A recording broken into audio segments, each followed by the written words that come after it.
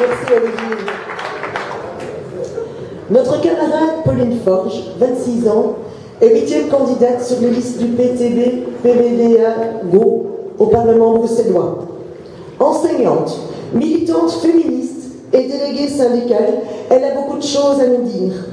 Non seulement à travers son vécu et les revendications immédiates à mettre en avant, mais aussi parce que notre société va droit dans le mur. Qu'un autre monde démocratique, féministe, éco-socialiste est indispensable. Camarade Pauline Forge.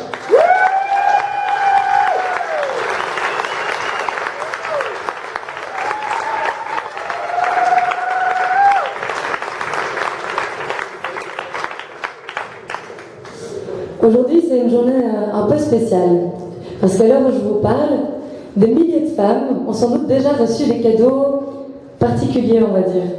Genre un aspirateur, une machine pour faire des pâtes, un gaufrier, un four à micro-ondes, un nouveau lave-vaisselle.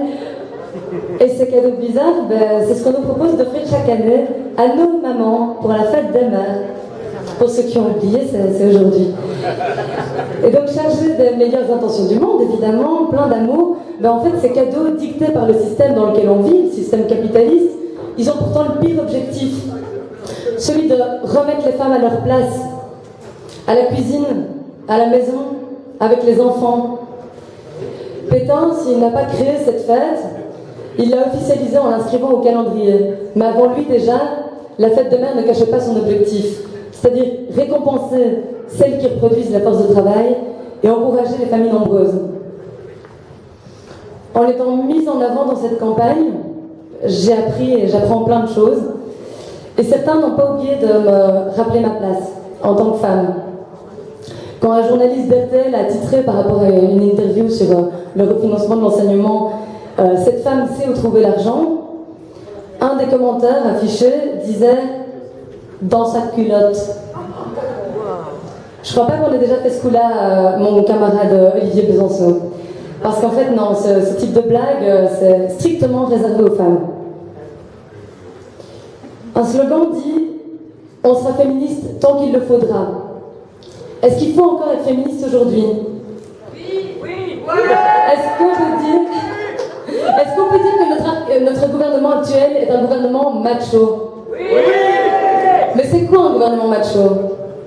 Un gouvernement macho, c'est un gouvernement sous lequel les salaires des femmes sont plus bas que ceux des hommes. Un gouvernement macho, c'est un gouvernement sous lequel les femmes sont obligées de travailler à temps partiel. Un gouvernement macho, c'est un gouvernement sous lequel les femmes sont exclues du chômage parce qu'elles sont cohabitantes. Un gouvernement macho, c'est un gouvernement sur lequel le droit des femmes à disposer de leur corps est remis en question.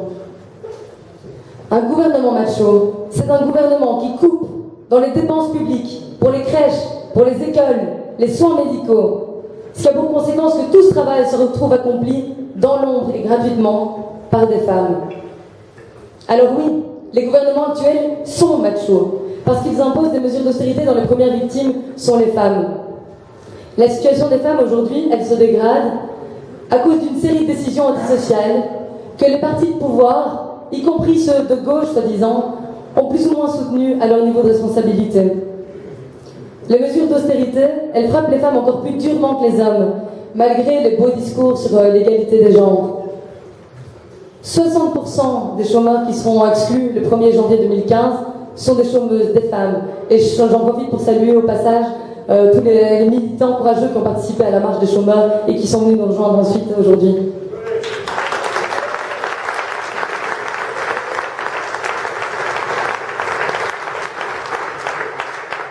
Le démantèlement des services publics, il frappe triplement les femmes.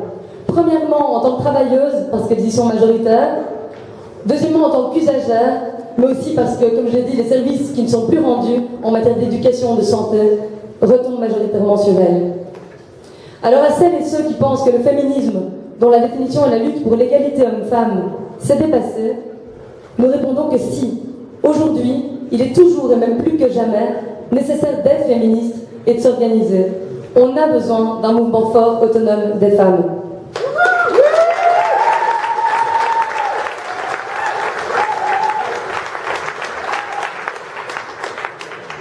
À la LCR, le féminisme, c'est pas juste un point de notre programme parmi les autres. C'est une lutte transversale. C'est un projet de société.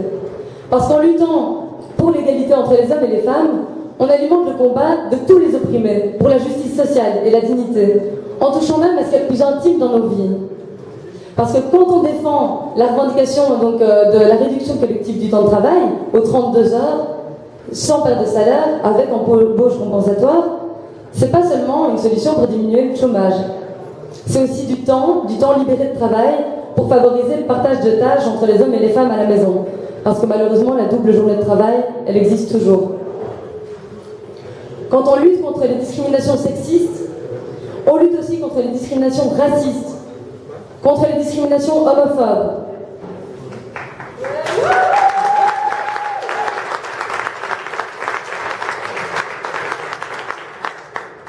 Mais on le sait tous, les conquêtes sociales et démocratiques, comme la réduction du temps de travail, la sécurité sociale, le droit de vote, c'est pas par les élections qu'elles ont été obtenues, mais par les luttes. Lutter pour nos droits, ça passe pas seulement par un programme bien construit, des candidats motivés comme on l'est, ça se joue surtout et avant tout dans les mobilisations sociales, dans la rue.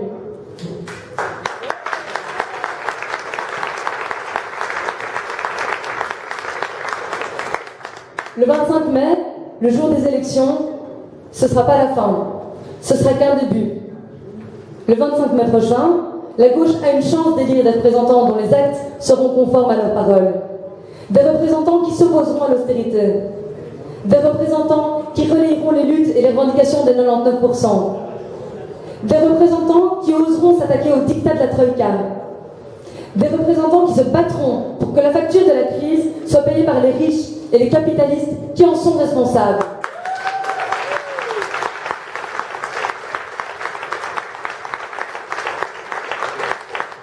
Parce qu'aujourd'hui, les responsables de la crise, on les récompense.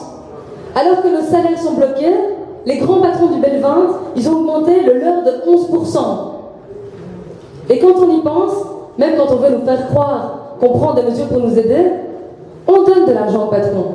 Je pense à tous ces cadeaux de l'État, par exemple à la réforme du statut ouvrier-employé, qui fait que la Sécu paye maintenant une partie des licenciements, aux articles 60, etc. Qu'est-ce qui se passe en fait?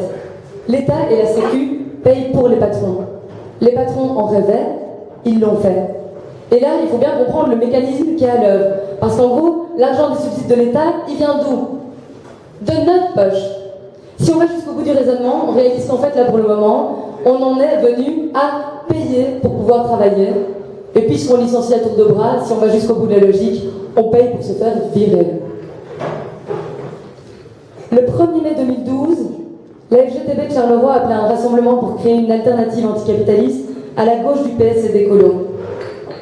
Toujours en 2012, le PTB a réalisé une percée électorale dont nous avons très vite reconnu l'importance à la LCR. Suite à ces événements, le PTB, la LCR, le PC ont pris leurs responsabilités en décidant de se rassembler. Et c'est dans cet esprit que nous avons trouvé notre place sur les listes PTB Gauche d'ouverture. Le 25 mai, ce ne sera qu'un début, et ce ne sera pas facile. Parce que la lutte s'annonce rude. On veut nous imposer 13 milliards d'économies d'ici 2017. Aucun des partis traditionnels ne remet cette économie en question. Ils se demandent juste où ils vont commencer par prendre l'argent. Dans l'enseignement, la santé, la culture. Les listes PTB-Go refusent ces 13 milliards d'économies, refusent de payer la crise. Et pour ça, c'est important de rester rassemblés au-delà du 25 mai.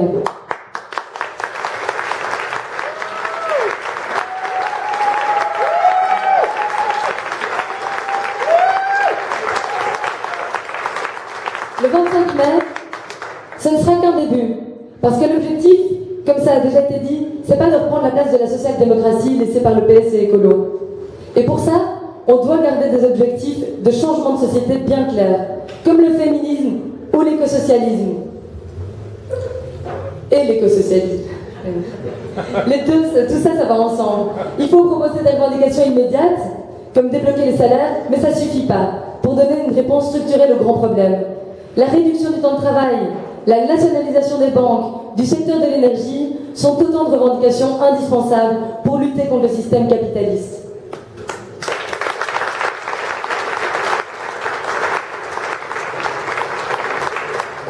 Ce 25 mai, pour que ce ne soit qu'un début, nous devons imposer des élus aussi fidèles aux exploités que les partis traditionnels sont fidèles aux patrons.